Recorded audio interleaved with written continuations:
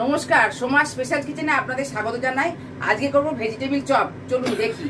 আচ্ছা, এটা হচ্ছে আলু, এটা হচ্ছে বিট, এটা হচ্ছে গাজর, আর এটা হচ্ছে নারকেল কুচনো, এটা হচ্ছে আদা রসুন বাটা, আর এটা হচ্ছে হলুদ, এটা হচ্ছে নুন, এটা হচ্ছে ধনে গুঁড়ো, জিরে গুঁড়ো আর লঙ্কা গুঁড়ো, এটা হচ্ছে চিনি, আর এটা হচ্ছে পেঁয়াজ কুচনো, এটা হচ্ছে কিশমিশ, আর এটা হচ্ছে বাদাম, এটা ভেজে রেখেছি।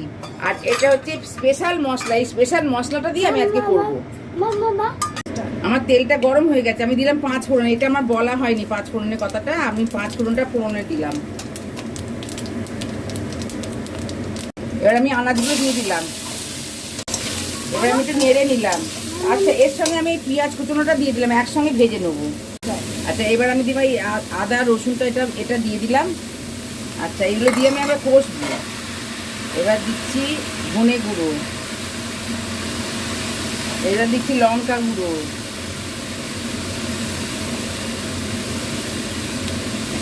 এবার দিচ্ছি জিরে গুঁড়ো,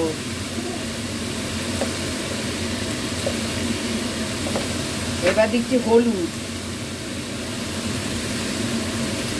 এবার আমি এটা দিয়ে কষে নেব। আচ্ছা, এবার নারকেলটা দিয়ে দিলাম, কুচনো নারকেলটা, আর এই নুন দিলাম। নুন দিয়ে নারকেল দিয়ে আমি এবার চাপা দেবো, নেড়ে নিয়ে চাপা দেবো।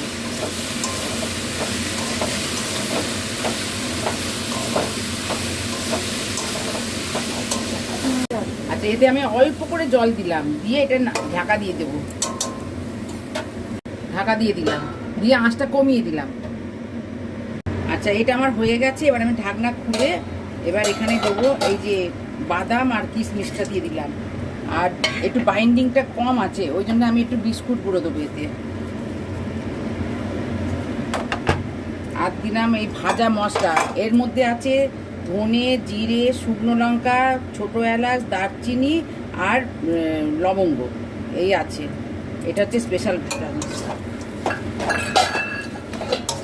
এবার আমি নেড়ে নেবো না, ধনে পাতা কুচিটা দিয়ে আমি নামিয়ে নেবো এবার নেড়ে।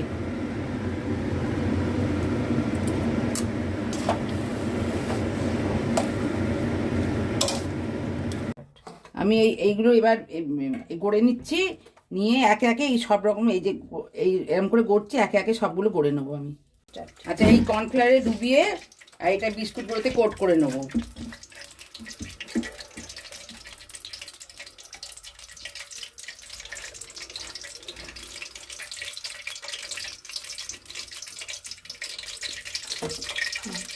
আচ্ছা, এটা আমি ডবল কোট করে নিচ্ছি, একে সব চপগুলো গেলে নিচ্ছি। আমার এইটা ভাজা হয়ে গেছে। এইটা আমার